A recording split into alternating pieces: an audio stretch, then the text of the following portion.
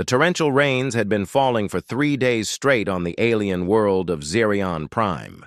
What started as a routine diplomatic mission between Earth and the Catherian Empire had turned into a nightmare when the weather satellites failed to predict the massive storm system that now threatened to wash away the entire settlement. Sergeant Marcus Chen pressed himself against the metallic wall of the shelter, watching through the reinforced window as purple lightning split the orange sky. The alien architecture around them groaned under the pressure of winds that could tear a human apart in seconds. His squad had been assigned as security detail for the peace talks. But now they were all trapped in this emergency bunker with a collection of Catherian nobles who looked more concerned about their expensive robes getting wet than the fact that their entire outpost was flooding. The Catherians were a proud species, tall and elegant with crystalline skin that shifted colors based on their emotions. Right now, most of them were showing deep blue hues, which Marcus had learned meant either fear or disgust. He suspected it was a mixture of both. The humans were clearly beneath their notice, useful only as crude military muscle for situations exactly like this one. Princess Zara Thel stood near the center of the shelter, her silver robes somehow still pristine despite the chaos. Her skin flickered between blue and purple, and she spoke in sharp, musical tones to her attendants. Marcus didn't speak Catherian, but he could tell she was angry about something. Her movements were quick and agitated, pointing toward one of the sealed chambers at the back of the shelter. "What's she upset about?" asked Private Rodriguez, Marcus's youngest squad member.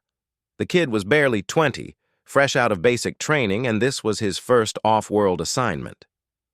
"Probably worried about her jewelry collection," muttered Corporal Williams, not bothering to lower his voice. Several Catherians turned to look at them with obvious disdain. Marcus was about to tell his men to keep their comments to themselves when a deep, rumbling roar echoed through the shelter. It wasn't the sound of the storm outside. This was something alive, something big, and something very unhappy. The roar came again, longer this time, filled with what sounded almost like panic. Princess Zarathel's skin flashed bright red for just a moment before returning to blue. She snapped something at one of her guards, who responded with what was clearly an argument. Their voices rose, the musical quality of their language becoming harsh and discordant. "Sergeant Chen!" The voice belonged to Ambassador Harrison, the senior diplomat leading the human delegation. He approached Marcus with careful steps, clearly trying not to attract attention from the arguing Catherians. "I need you to understand something about what's happening here. That creature making noise in the back chamber, it's Princess Zarathel's companion, a hunting beast from their homeworld." Marcus raised an eyebrow. "Hunting beast? Think of it like a very large, very dangerous pet. The Catherians use them for sport and status. This one is apparently quite valuable." Harrison paused, glancing toward the princess. "The problem is that chamber is flooding. The drainage systems can't keep up with this storm." Another roar echoed through the shelter, weaker this time.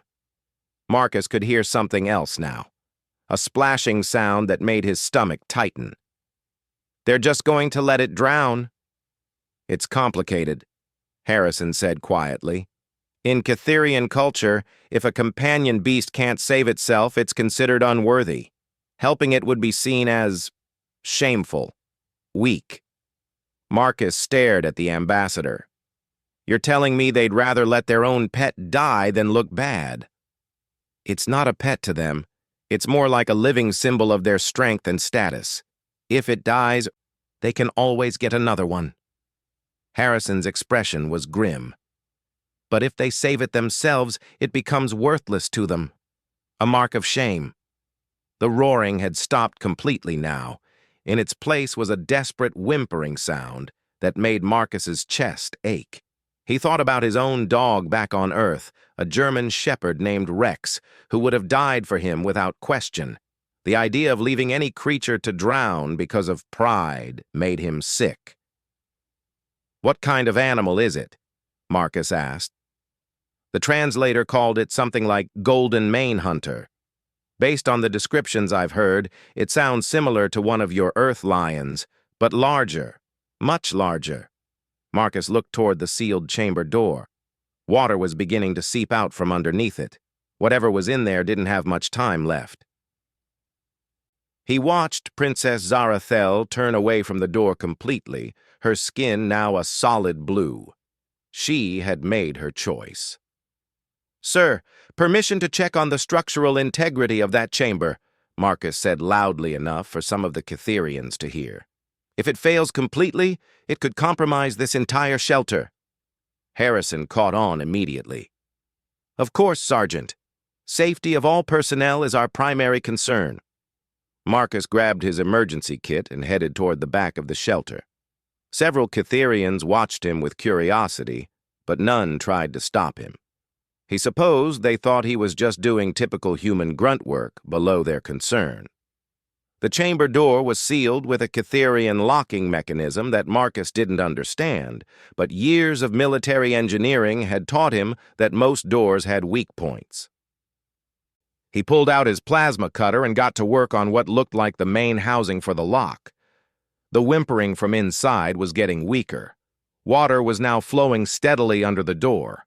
Marcus worked faster, sweat beading on his forehead despite the cool air in the shelter. Behind him, he could hear the Cytherians talking more urgently. Princess Zarathel's voice rose above the others, angry now. "What is the human doing?" Her accent was thick, but her English was clear. "Standard safety protocol, Your Highness," Ambassador Harrison replied smoothly. "We need to ensure the chamber seal holds." Marcus felt the lock mechanism give way just as Princess Zarathel appeared beside him. Up close, her crystalline skin was beautiful and terrible, shifting between blue and red like a living gemstone. She was tall, nearly 7 feet, and her eyes were the color of deep space. "You will stop this," she commanded. "It is not your concern." "Safety of the shelter is my concern," Marcus replied, pulling the door open. Water rushed out, carrying debris and the smell of fear. In the center of the flooded chamber, on what had once been a sleeping platform but was now just an island in 3 feet of dark water, crouched the most magnificent creature Marcus had ever seen. It was indeed like a lion, but easily twice the size of any earth cat. Its mane was literally golden, catching the emergency lighting and throwing it back in brilliant flashes. Its fur was soaked and matted, but Marcus could see the powerful muscles beneath. The creature's eyes were intelligent, almost human in their expression of desperation and exhaustion. When it saw Marcus, it let out a weak roar that sounded more like a question than a threat. The water was still rising. "It's beautiful," Marcus whispered. "It is weak," Princess Zarathel said coldly. "It should have found a way to escape. Now it will die as it deserves." Marcus looked at her in disbelief. "This is your companion. Don't you care about it at all?" Her skin flashed red. "You understand nothing of our ways, human. This creature was given every advantage, every comfort. If it cannot save itself from simple water, it has no value." The lion creature tried to stand as the water reached the edge of its platform. It was clearly exhausted from hours of fighting the flood. Marcus didn't hesitate. He waded into the chamber, the cold water soaking through his boots and climbing up his legs. "Sergeant!" Rodriguez called from behind him. "Are you sure about this?" Marcus was already moving toward the creature. It watched him approach with wary eyes but didn't retreat. When he got within arm's reach, it did something that surprised him. It lowered its massive head and made a sound that was almost like a purr. "Easy, big guy," Marcus said softly. "I'm here to help." The creature was too large for him to carry, but the water was deep enough now that it could swim if it had something to guide it. Marcus grabbed onto the creature's mane and gently pulled it toward the door. To his amazement, it followed willingly, swimming beside him with powerful strokes. They emerged from the chamber together, water streaming from both of them. The lion creature shook itself, sending droplets flying across the shelter. Several Cytherians stepped back in alarm, but the creature ignored them completely. Its attention was focused entirely on Marcus. Princess Zarathel stared at them both, her skin cycling rapidly through different colors. "You have interfered with matters beyond your understanding," she said finally. "I saved a life," Marcus replied. "That's all I understand, and it's all I need to understand." The creature pressed against his side, and Marcus could feel the rumble of its purring through his bones. It was warm and solid and alive, and that was enough. "According to our laws," Princess Zarathel continued, "this creature now belongs to you. You have claimed it by your actions." Marcus blinked. "I what?" "It is worthless to me now, contaminated by your assistance. But among my people, the one who saves a companion in such a manner becomes its new master." "You are responsible for it now, human." Ambassador Harrison stepped forward quickly. "Your Highness, surely there's some misunderstanding." "There is no misunderstanding," the princess said firmly. "The human wanted to play hero. Now he must live with the consequences." Marcus looked down at the creature beside him. It looked back with those intelligent eyes, and he could swear he saw gratitude there, maybe even hope. "What's your name, anyway?" Marcus asked Princess Zarathel. "I am Princess Zarathel of the 7th House, heir to the crystal throne of Kither." Marcus scratched behind the creature's ears, earning another rumbling purr. "Well, Princess Zarathel of the 7th House, I accept your terms. What's his name?" Her skin went completely white, which Marcus was learning meant shock. "Its name was Kethvar. But that name is dead now. You may call it whatever you wish." Marcus grinned and looked down at his new companion. "How about Leo? You look like a Leo to me." The creature that had been Kethvar tilted its massive head and made a sound that might have been agreement, or maybe it was just happy to be alive. Either way, Marcus decided he could work with that. 3 weeks had passed since the storm, and Marcus was beginning to understand why the Cytherians had been so shocked by his actions. Leo wasn't just large and intelligent. He was extraordinary in ways that defied every assumption Marcus had about alien wildlife. The human embassy compound on Zerion Prime had been hastily modified to accommodate Leo's presence. What started as a simple fenced area had grown into something more like a partnership, as Marcus discovered that his new companion was far more capable than anyone had expected. "He's learning English," Dr. Sarah Martinez told Marcus as they watched Leo interact with a group of maintenance workers. The embassy's xenobiologist had been studying Leo for 2 weeks now, and her excitement was barely contained.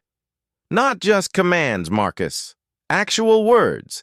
He understands abstract concepts." Leo was currently helping the workers move heavy equipment crates. The creature had figured out that humans were physically weaker than Cytherians, and had started assisting with tasks that would normally require mechanical aids. He was gentle and precise, using his massive strength carefully to avoid damaging anything or anyone.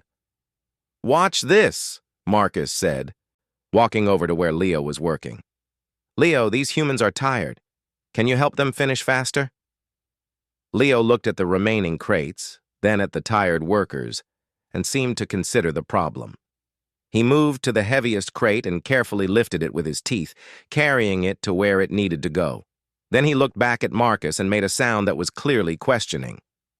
"Good job, buddy. Take a break now." Leo padded over to Marcus and settled down beside him, his enormous bulk somehow managing not to knock anything over. The workers stared in amazement. One of them, a gruff engineer named Peterson, shook his head in disbelief. "I've worked with trained animals before, Sergeant, but that's something else entirely. He's thinking through problems, adapting his approach based on what he observes. That's not just intelligence. That's reasoning. Dr. Martinez nodded enthusiastically. The Cytherians bred these creatures for hundreds of generations, selecting for intelligence as much as strength. What they created is essentially a sentient being with the power of a living weapon. No wonder they were so valuable as status symbols. Marcus scratched behind Leo's ears, feeling the rumbling purr that had become familiar. So what happened? Why did Princess Zarathel give up on him so easily? That's the fascinating part, Dr. Martinez replied. I've been studying Cytherian culture since we got here. Their entire society is built around concepts of self-reliance and individual strength, asking for help, accepting assistance. These are seen as fundamental weaknesses. When Leo couldn't escape the flooding chamber on his own, he became worthless in their eyes. But he was trapped, Marcus protested. There was no way out. The door was sealed, the water was rising. It wasn't a test of strength or intelligence. It was just bad luck. Exactly. But Cytherian culture doesn't distinguish between failure due to circumstances and failure due to weakness. They believe that true strength finds a way regardless of obstacles. Leo's head came up suddenly, his attention focused on something beyond the compound fence. Marcus had learned to trust the creature's instincts. Leo's hearing and sense of smell were far superior to human capabilities, and he often detected problems before the base's security systems did. "What is it, boy?" Marcus asked, standing up. Leo made a low sound in his throat, not quite a growl, but definitely a warning. He moved to position himself between Marcus and whatever had caught his attention. Through the fence, Marcus could see a group of Cytherian vehicles approaching. "Looks like we have visitors," Peterson muttered. The lead vehicle was ornate, decorated with crystalline structures that caught the alien sunlight and threw it back in rainbow patterns. Marcus recognized it immediately. It was Princess Zarathel's personal transport. "Dr. Martinez, maybe you should head inside," Marcus suggested. "Leo, stay close." The vehicle stopped at the compound's main gate, and Princess Zarathel emerged from the lead transport. She was accompanied by several guards and what looked like an official of some kind, judging by the elaborate robes and ceremonial staff. Ambassador Harrison came out of the main building, clearly having been alerted by security. His expression was carefully diplomatic, but Marcus could see the tension in his shoulders. "Your Highness," Harrison said, offering the formal bow that protocol required. "To what do we owe this unexpected pleasure?" Princess Zarathel's skin was cycling through colors that Marcus was learning to interpret as complex emotions.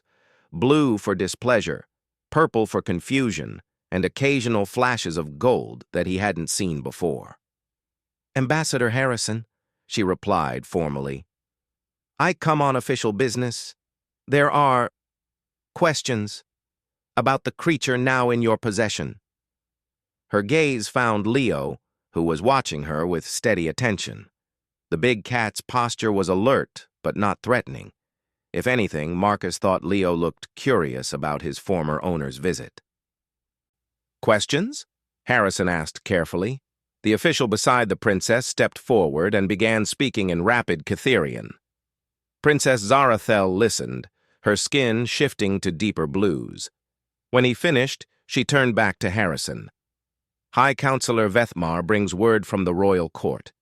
There are those who question my decision to transfer ownership of Kethvar to a human. They suggest that I acted hastily." Marcus felt anger rising in his chest. "Hastily? I saved his life while you were prepared to let him drown." "Sergeant," Ambassador Harrison warned quietly, but Princess Zarathel held up a hand. "No, let the human speak. His words matter in this discussion." She approached the fence separating them, her guards moving nervously behind her. Leo stood up, but remained calm, watching her approach. "You believe I was wrong to abandon Kethvar," she said to Marcus. "You think me cruel." "I think you were taught to value the wrong things," Marcus replied honestly. "Leo isn't a symbol of your strength. He's a living being with thoughts and feelings. He deserved better. Princess Zarathel's skin flashed gold again. And what has your compassion accomplished, human? What has this creature done to earn your continued care? Everything, Marcus said simply. He's helped our workers, learned our language, adapted to our ways. He's become part of our community because we treated him like he mattered. Show me, the princess commanded. Marcus looked at Leo. What do you think, buddy? Want to show the princess what you can do? Leo seemed to consider this, then padded over to where Dr. Martinez had left some of her research equipment. He carefully picked up a data pad in his mouth and carried it to Princess Zarathel, setting it down gently at her feet. Then he sat back on his haunches and made a sound that was clearly communicative. Princess Zarathel stared at the data pad, then at Leo. Her skin had gone completely white again. He brought me a gift, she said slowly. He brought you the research Dr. Martinez has been conducting about his species, Marcus corrected. He understands that you're here to evaluate him, and he's providing you with information to help make that evaluation. High Counselor Vethmar spoke again, his tone urgent. Princess Zarathel responded in their musical language, but her voice was subdued. The High Counselor says that this behavior suggests the creature has bonded with you in ways that our people have never achieved, she translated. Our companion beasts are loyal, but they do not show initiative beyond their training. They do not think creatively. Dr. Martinez had emerged from the building and was approaching the fence. Your Highness, if I may, your species bred these creatures for intelligence, but you never gave them the opportunity to express it fully. Catherian culture values independence and self-reliance, which means you kept them dependent. Humans value cooperation and mutual support, which allows Leo to develop his potential. You are saying we limited our own companions? Princess Zarathel asked. I'm saying you created something amazing, but your cultural values prevented you from recognizing what you had achieved. Leo stood up and approached the fence where Princess Zarathel waited. For a moment, former owner and former pet regarded each other silently. Then Leo did something that surprised everyone. He made a soft sound, almost apologetic, and gently touched his nose to the fence near her hand. Princess Zarathel's skin cycled through a rainbow of colors before settling on a soft silver that Marcus had never seen before. He's forgiving you, Marcus said quietly. He understands that you did what you thought was right according to your beliefs. And what do you think is right, Sergeant Chen? She asked. Marcus looked at Leo, who had returned to his side and was watching the exchange with those intelligent eyes. I think Leo should choose for himself. He's smart enough to understand the options. If he wants to go back with you, I won't stop him. If he wants to stay with us, then that's his choice too. High Counselor Vethmar spoke rapidly, his tone alarmed. Princess Zarathel's skin flashed red, then settled back to silver. The High Counselor thinks you are mad to suggest such a thing. These creatures do not choose their masters. Leo isn't a creature, Marcus replied. He's a person. Maybe not human, but a person nonetheless. People should get to choose their own lives. Princess Zarathel stared at him for a long moment. Then she looked at Leo. Kethvar, she said softly, using his original name. Do you understand what the human offers? Leo looked between Marcus and Princess Zarathel. Then he padded over to Marcus and pressed against his side, making the rumbling sound that meant contentment. I believe, Princess Zarathel said slowly, that I am beginning to understand why my people have never achieved true bonds with our companions. She turned to High Counselor Vethmar and spoke in their language. Her tone was firm, decisive. The counselor's response was clearly an argument, but she cut him off with sharp words. I have told the High Counselor that my original decision stands, she announced. Kethvar, Leo, belongs with you now, Sergeant Chen, but I have also told him that I wish to learn more about your methods. Perhaps it is time for my people to reconsider some of our traditions. Marcus felt relief wash over him. "Thank you, Your Highness." "Do not thank me yet," she replied. "There will be others who question this decision. Not all of my people will be as open to new ideas as I am becoming. You may find that keeping Leo becomes more complicated than you anticipate." As if summoned by her words, another group of vehicles appeared on the horizon. These were military transports, moving fast and purposefully toward the compound. Princess Zarathel's skin went deep blue. It seems that complications are arriving sooner than expected. The military convoy that approached the human compound carried the banners of House Morkan, one of the most powerful families in the Catherian Empire. Marcus recognized the crimson and black symbols from the briefings he'd received about local politics. House Morkan was known for their traditional views and their collection of the finest hunting beasts in the galaxy. "This is not good," Princess Zarathel murmured, her skin shifting to deep purple. "Lord Commander Thexnar leads that convoy. He is my cousin, and he has never approved of these diplomatic talks with humanity." Leo pressed closer to Marcus, a low rumble building in his chest. The big cat's instincts were clearly telling him that trouble was approaching, and Marcus trusted those instincts completely. Ambassador Harrison emerged from the compound building, flanked by security personnel. "Your Highness, should we be concerned about this visit?" "Very much so," she replied. "Thexnar believes that allowing humans to possess a royal hunting companion sets a dangerous precedent.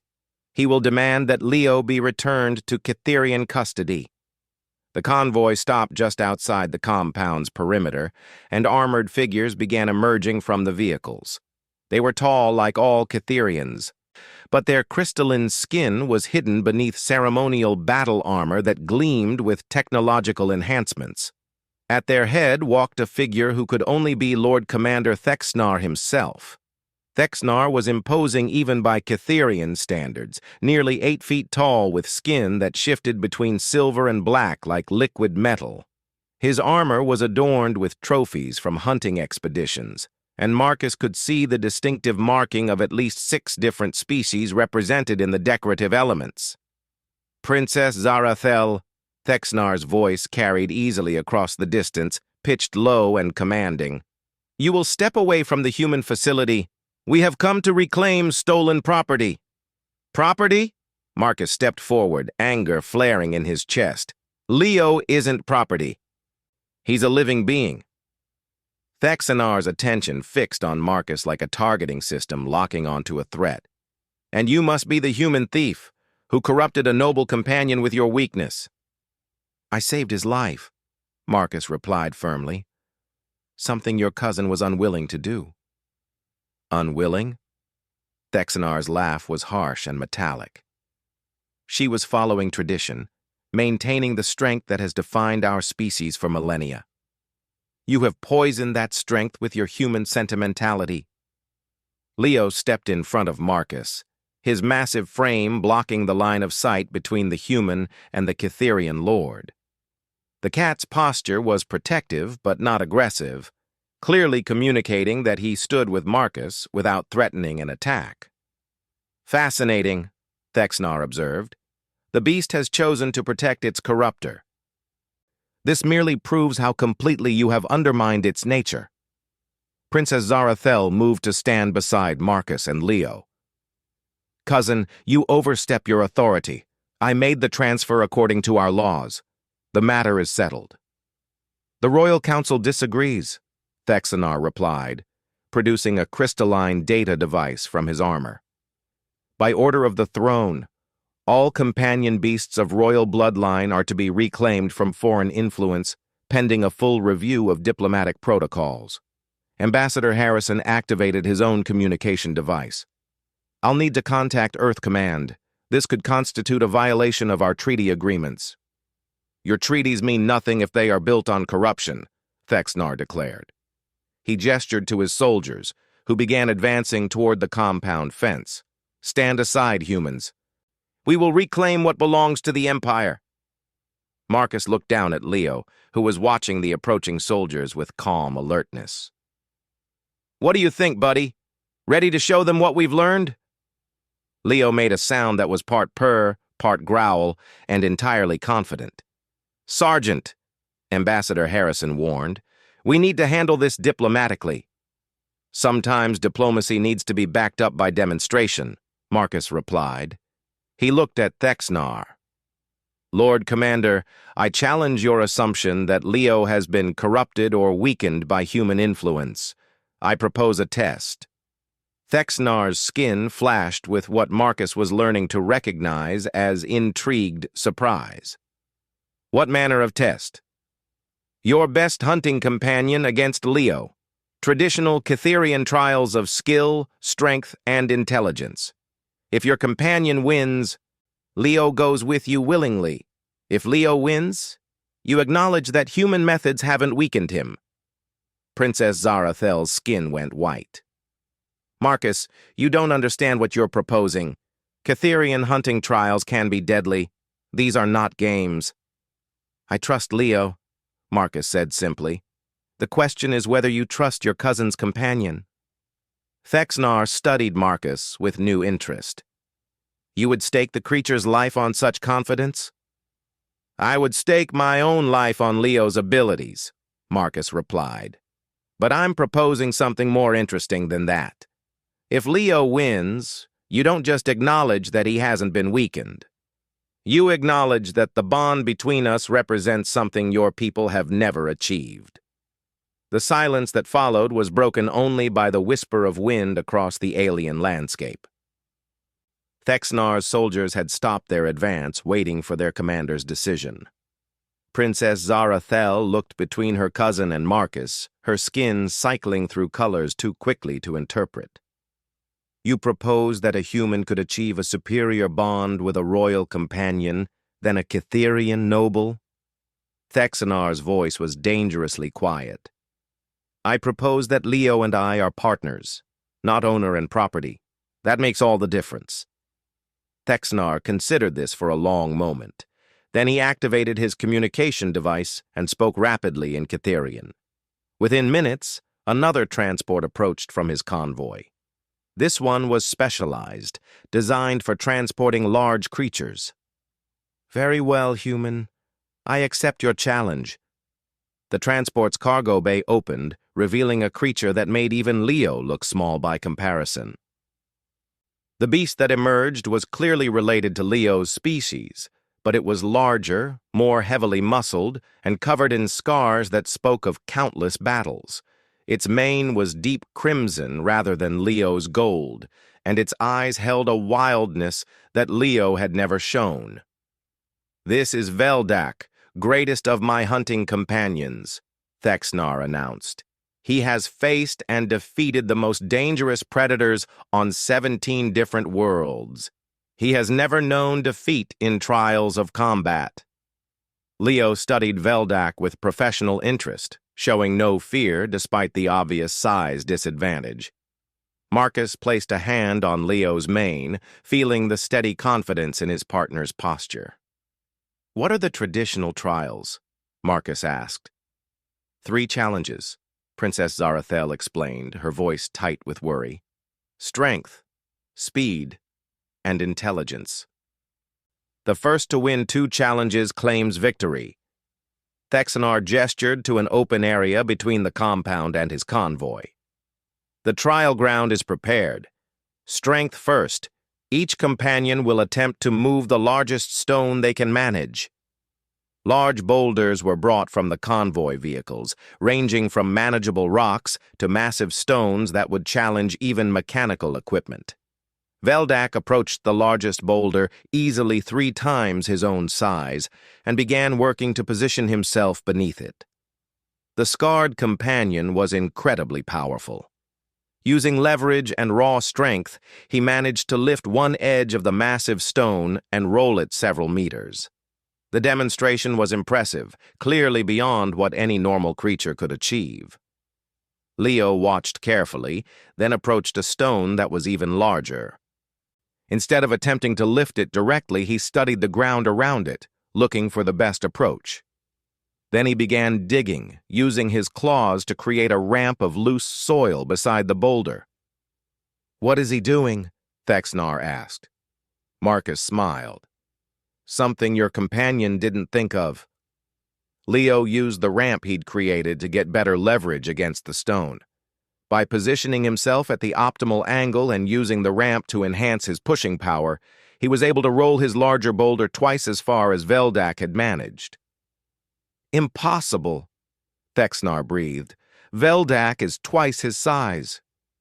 "Leo used his brain," Marcus explained. "Strength isn't just about muscle. It's about applying force intelligently." Princess Zarathel's skin was cycling through colors that Marcus was beginning to recognize as amazement.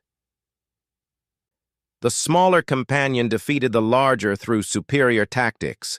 This is unprecedented." The speed trial was next.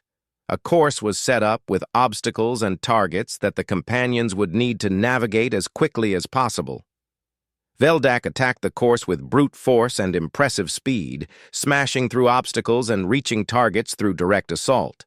His time was remarkable, demonstrating reflexes and acceleration that seemed impossible for such a large creature. Leo took a different approach. Instead of attacking the course, he studied it first, mapping out the most efficient route. When he began his run, every movement was precise and economical. Where Veldak had smashed through obstacles, Leo found ways around or over them. Where Veldak had powered through challenges, Leo solved them elegantly. Leo's time was not just better than Veldak's, it was significantly better, completed with energy to spare while Veldak was breathing heavily from his exertion. "2 challenges to none," Marcus announced. "But Leo doesn't need the third trial to prove his point." Thexnar's skin had gone through several color changes, settling on a deep blue that Marcus recognized as profound thought. "The intelligence trial would be unnecessary. Your companion has already demonstrated superior cognitive abilities." "He's not my companion," Marcus corrected gently. "He's my partner. That's what makes the difference." Thexnar approached the fence, studying Leo with new eyes. "Show me this partnership, human. Demonstrate what you claim." Marcus looked at Leo. "What do you think, buddy? Want to show them what we can do together?" Leo padded over to where Princess Zarathel stood and gently picked up the data pad he had brought her earlier. Then he carried it to Thexnar and set it down before the Catherian Lord. The message was clear. Leo was offering to share information rather than hoarding it. "Dr. Martinez has been studying Leo's species," Marcus explained. "That datapad contains her findings about their intelligence, their social needs, their potential for growth when treated as partners rather than property. Leo is offering to share that knowledge with you freely." Thexnar picked up the datapad and studied its contents. As he read, his skin began shifting toward colors that Marcus had never seen before. Deep golds and silvers that seemed to indicate profound revelation. "These creatures, our companions, they are capable of far more than we ever imagined," Thexnar said slowly. "We have been treating sentient beings as mere tools." "Not treating them badly," Marcus clarified, "but not letting them reach their full potential either. Leo has become more than just a hunting companion because he's been given the chance to be more." Princess Zarathel approached her cousin. "Thexnar, perhaps it is time for our people to learn new ways. These humans may have something to teach us about forming true bonds with our companions." Thexnar looked between Leo and Veldak, who had approached each other and were communicating in the complex body language of their species. "Veldak asks why the smaller one is happier than he has ever been. I cannot answer that question." "Maybe because Leo gets to make choices about his own life," Marcus suggested. "Maybe because he's valued for who he is, not just what he can do." The Catherian Lord considered this for a long moment. Then he did something that surprised everyone present. He approached Veldak and, instead of issuing commands, he asked a question. The exchange between them was brief, but clearly meaningful. Veldak expresses curiosity about your methods, human. He asks if he might learn from this Leo what it means to be a partner rather than a possession. Marcus looked at Leo, who made a sound that was clearly welcoming. Leo says he'd be happy to teach any companion who wants to learn. But that would mean changing how your people think about these relationships. Perhaps, Thexnar said slowly. It is time for such changes. Princess Zarathel's skin was now cycling through silver and gold patterns that Marcus recognized as deep satisfaction. Then we are agreed. Leo remains with Sergeant Chen, and we begin discussions about new protocols for companion relationships. As the two groups prepared to part ways, Leo did something that moved everyone present. He approached each of the Catherian companions in Thexnar's group and touched noses with them gently, offering the greeting of equals rather than the submission of property to owner. He's telling them they have value beyond their usefulness, Marcus translated, understanding his partner's actions instinctively. He's showing them what it feels like to be respected. Ambassador Harrison approached Marcus as the Catherian forces began their departure. Sergeant, I believe you've just accomplished something remarkable here. You haven't just saved one creature's life, you may have started a cultural revolution. Marcus scratched behind Leo's ears, earning the familiar rumbling purr. All I did was treat him like he mattered. Turns out, that's all it takes to bring out the best in anyone. Leo looked up at him with those intelligent eyes and made a sound that Marcus had come to understand meant agreement, contentment, and gratitude all rolled into one. They stood together watching the Catherian convoy depart, two very different beings who had found in each other exactly what they needed. As Princess Zarathel's transport disappeared over the horizon, Marcus realized that Leo had taught him something important too. True strength didn't come from dominance or independence. It came from the willingness to form genuine bonds with others, to value them for who they were rather than what they could provide. Come on, Leo, Marcus said, heading back toward the compound. Let's go see what tomorrow brings.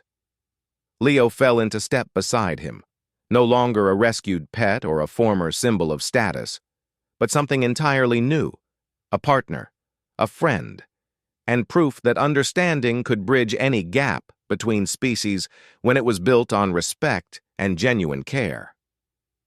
The alien sun was setting, painting the sky in colors that Earth had never seen, but Marcus felt more at home than he ever had before. Sometimes the most important victories weren't won through force or politics, but through the simple act of recognizing the value in another being and giving them the chance to become everything they were meant to be.